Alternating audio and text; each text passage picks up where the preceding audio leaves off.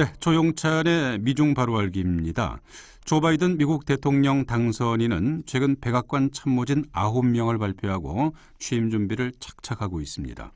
반면에 트럼프 대통령은 여전히 패배를 인정하지 않고 있죠. 미국 상황을 좀 더 자세히 알아보고요. 그리고 최근 맺어진 영내 포괄적 동반자 협정 RCEP에 대해서도 알아보도록 하겠습니다. 오늘도 미중산업경제연구소 조용찬 소장과 함께하겠습니다. 안녕하십니까, 소장님? 예, 안녕하십니까. 네, 자, 바이든 취임식이 1월 20일이죠. 취임 첫날 어떤 정책을 내놓을까요?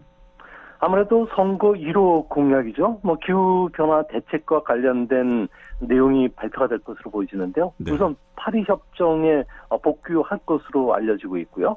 2050년까지 온실가스 배출을 제로화시키기 위해서 기후변화 대책에 대한 대통령령으로 서명하는 작업을 추진한다고 합니다. 이 내용을 보면은 친환경과 관련된 에너지 사업에 1조 7천억 달러를 투자하게 되고요. 그동안에 화석연료에 대한 보조금을 줘왔는데 앞으로는 이를 종료시키겠다고 합니다. 이렇게 되면은 산업계에도 큰 변화가 있는데요. 네. 자동차 회사들 같은 경우에는 내년 신차를 출시할 때마다 연비를 개선시켜야 되고요. 또한 냉장고의 프리온 가스처럼 모든 전자제품에 대해서는 기후변화 영향을 고려하도록 강제하는 조치가 취해지게 됩니다. 이러한 조치들이 취해진다면은 우리 같은 경우에는 매연 절감 장치라든지 가스 보일러, 전기차, 연료 전지 자동차 같은 경우에는 미국 수출길이 열리기 때문에 상당한 시장 개척 효과를 주지 않을까 생각이 됩니다. 네. 바이든 정권의 경제사령탑에 자넷 앨런 전 FRB 의장이 오르내리고 있다면서요? 네, 그렇습니다. 차기 재무장관 1순위 후보로는 아무래도 바이든의 정책 자문을 맡아왔던 나엘 브레이너드 FRB 이사가 유력하긴 한데요. 네. 문제는 공화당이 상원을 장악할 가능성이 상당히 높다는 겁니다. 이렇게 된다면은 새 대통령 조각시 의회 같은 경우에는 하자가 없으면은 민주는 그냥 통과시켜주는 허니문 기간이 존재하긴 하지만 현재 공화당과 민주당 간에는 이념 갈등이 워낙 심하기 때문에 급진 좌파로 알려진 엘리자베스 워렌 상원의원이라든지 현재 나의 브레이너드 FRB 이사 같은 경우에는 통과하기가 상당히 어렵다고 합니다. 이 때문에 자넷 앨런 전 FRB 의장이 대항마로 급부상하고 있는데요. 네. 아무래도 의장 선임 시에 인사청문회를 통과시켜주기도 했고요. 또 의원의 반대 목소리가 적기 때문에 아무래도 자넷 앨런 전 의장이 갑자기 부상을 하고 있다고 합니다. 네. 바이든 당선인이 통상정책 3원칙을 발표했는데요. 어떤 내용이 담겨 있는지 그리고 우리나라에는 어떤 영향을 미칠까요? 네, 핵심은 중국에 대응하기 위해서 아시아에서 미국 동맹국과 함께 새로운 무역 투자 규칙을 만들겠다는 건데요. 바이든의 경제 통상 정책의 제1원칙은 아무래도 3천억 달러를 투자해서 300만 개 일자리를 우선 창출시켜 주겠다는 거고요. 예. 또 이 원칙은 인권이나 고용 그리고 환경 문제를 포함한 새로운 통상 전략을 마련해서 동맹국들과 함께 새로운 무역 규칙을 쓰겠다는 거고요.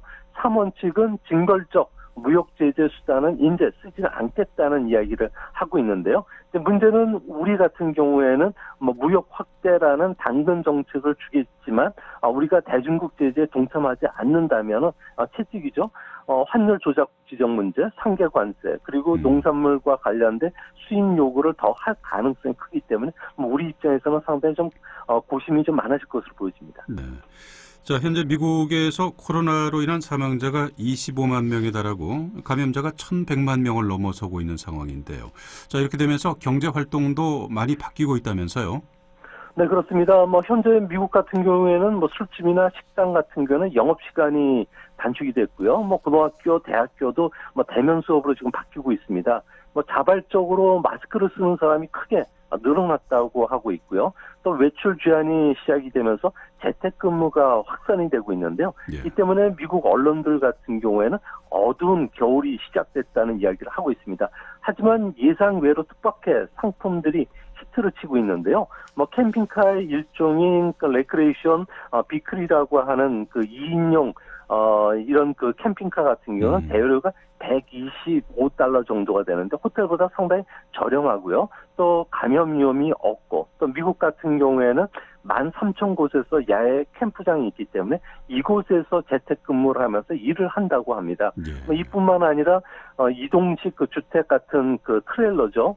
카라반 같은 경우가 대표적인 경우인데요. 미국에서는 한 달에 3만 대 가까이 팔릴 정도로 특수가 일어나고 있다고 합니다. 네. 그리고 트럼프가 백악관을 떠나면은 면책 망토가 사라지기 때문에 기소될 가능성이 제기되고 있는데요. 민사소송과 형사수사를 받게 되는 겁니까? 네, 그렇습니다. 당장 뉴욕 경찰 같은 경우에는 지난 2년간 트럼프의 성희롱 문제, 그리고 또 무마용으로 돈을 지급한 문제와 관련해서 조사를 해왔고요. 또 은행이나 세무, 보험 관련 사기 행위뿐만 아니라 사업 기록 변조도 조사를 해왔기 때문에 아무래도 소환장을 발부할 가능성이 높다고 합니다. 네. 또한 뮬러 특검에서 수사 보고서에서 공무집행 방해 혐의가 있기 때문에 형사 기소될 가능성도 있고요. 또한 자신이 소유한 기업과 자신이 그 복잡한 거래라든지 위장 거래, 금융 거래, 연방소득세 탈루 혐의를 받고 있다고 합니다. 이 때문에 바이든 같은 경우가 사법 판단에 대해서 간섭하지 않겠다고 했던 만큼 아무래도 이번에는 좀 빠져나가기가 힘들 것으로 보이십니다. 네. 최근에 미국 언론의 화제는 트럼프가 이제 퇴임 며칠을 앞두고 셀프 사면을 단행할지의 여부인데요. 이 셀프 사면이 가능할 걸까요? 네, 트럼프의 남은 임기는 1월 20일 오전까지인데요. 예. 이 때문에 형사 고발이 될 그 가족들과 관련해서는 자신이 먼저 셀프 사면을 단행하고요. 자신에 대한 문제는 아무래도 바이든 차기 대통령이 취임하기 전에 트럼프가 사임을 하면은 펜스 부통령이 임시 대통령이 된다고 합니다. 이렇게 되면 특별 행사권을 펜스가 가질 수가 있기 때문에 예. 현재 이런 거와 관련된 거래를 시작하는 것이 아닌가 보는데요. 만약 이런 일이 발생한다면 트럼프 자체로 죄를 스스로 인정하는 꼴이 되는 거고요. 펜스 같은 경우는 2024년 대선 출마 의사를 밝혀왔기 때문에 거래에 응했을 경우에는 아무래도 미국 정치사의 오명이 될 가능성이 크다고 합니다. 네. 트럼프는 형사 고발을 피하기 위해서 4년 후에 대선 출마 얘기를 슬슬 흘리고 있는데요. 트럼프의 향후진로 어떻게 보십니까? 네, 백악관을 떠난 전직 대통령들을 보면은 대부분 회고록을 집필한다든지 대통령 시절의 경험을 살려서 컨설팅 사업도 하기도 하고요. 드물지만 이전의 직업으로 돌아갈 수는 있습니다. 하지만 트럼프 같은 경우에는 4년 뒤 대선 출마 계획을 지금 밝히고 있기 때문에 전직 대통령과 같은 길을 걷지는 않을 것으로 보여지고요. 또 연임에 실패한 트럼프 같은 경우에는 면책 특권을 받을 수가 없다고 합니다. 이렇게 되면 성희롱과 관련된 고발건이 26건이고요. 명예훼손과 같은 다양한 소송이 4천여 건이 줄줄이 대기하고 있는 상황입니다. 이 때문에 검사 소환이라든지 법원 판결을 받을 가능성이 크게 되는데요.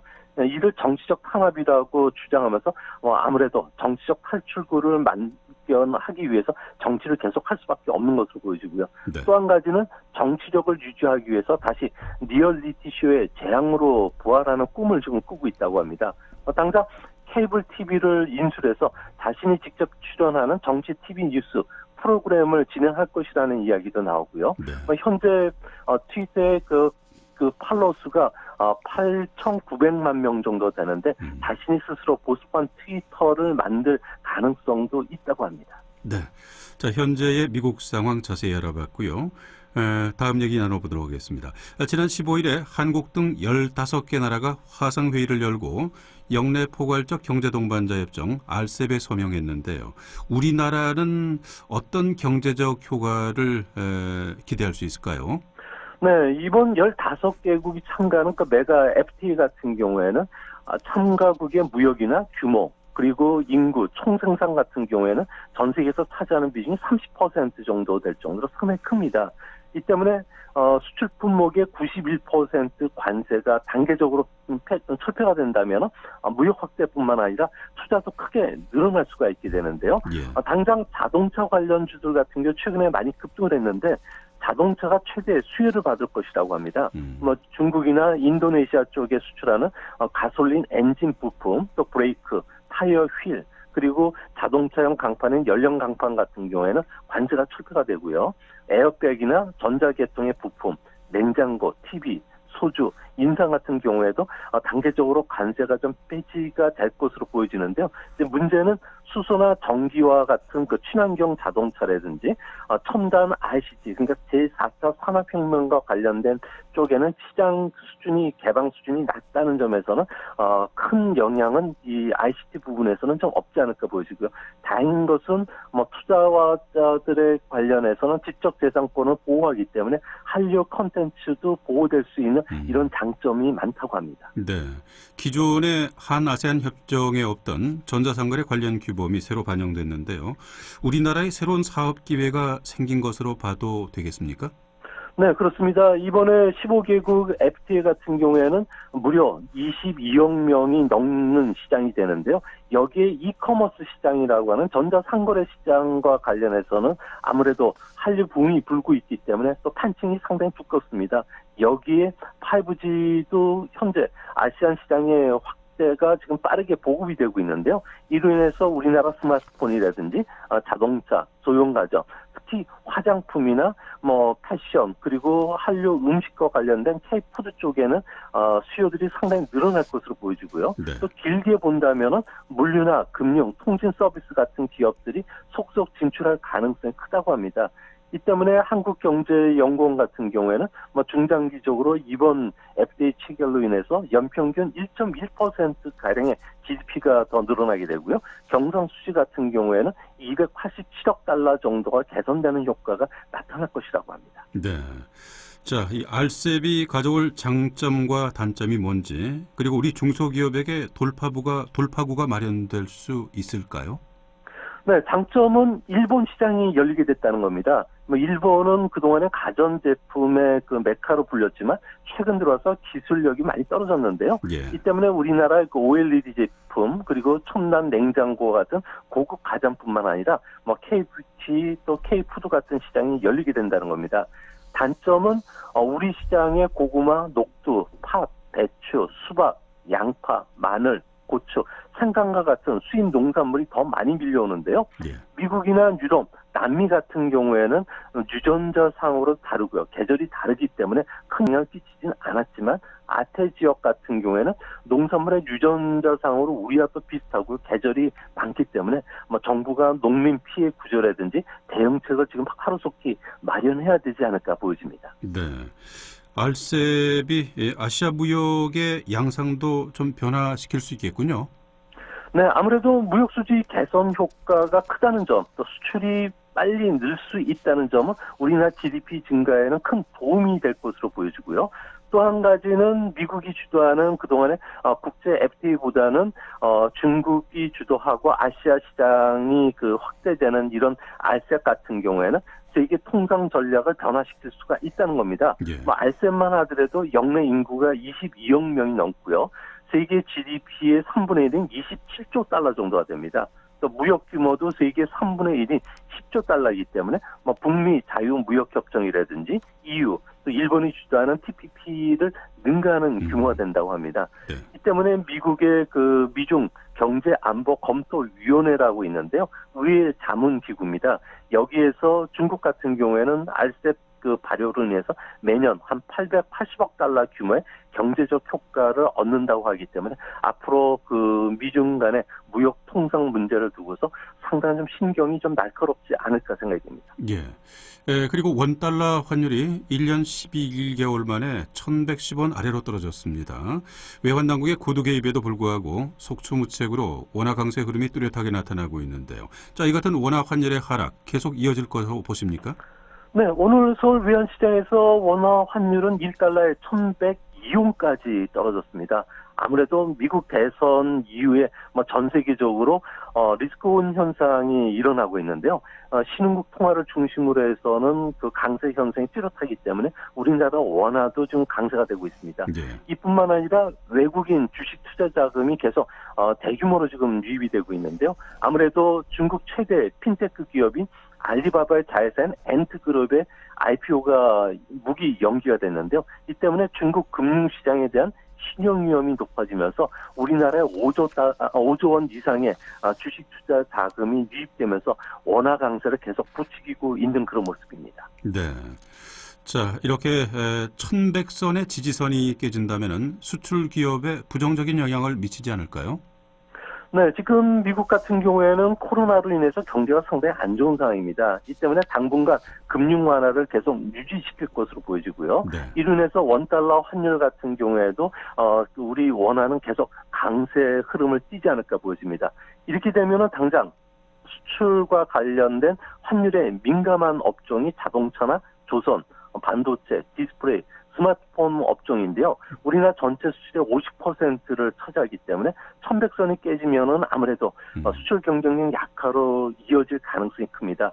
원화 가치가 1% 오른다면은 우리나라 수출은 0.51% 감소하는 구조를 갖고 있는데요. 네. 다행인 것은 자동차나 패션, 의류, 전자회사 같은 경우는 대부분 해외 공장을 두고 있기 때문에 결제 통화도 다변화시켰다는 점에서 당장 악재는 되지는 않을 것으로 보여집니다. 또 한 가지는 원자재를 해외에서 조달하는 화학이나 정유, 철강, 목재, 음식료 같은 경우는 단가가 떨어지면 채산성이 상승하게 되고요. 또 항공이나 해운 기업들 같은 경우에는 외화 차입금 이자 비용이 줄어들기 때문에 상당히 그 부가적인 수익을 올릴 수 있다는 점에서는 앞으로 이들 업종을 중심으로 해서는 실적 개선이 뚜렷해지지 않을까 보여집니다. 네. 지금까지 조용찬의 미중 바로알기였습니다. 미중산업경제연구소 조용찬 소장과 함께했습니다. 오늘 말씀 잘 들었습니다. 네, 감사합니다.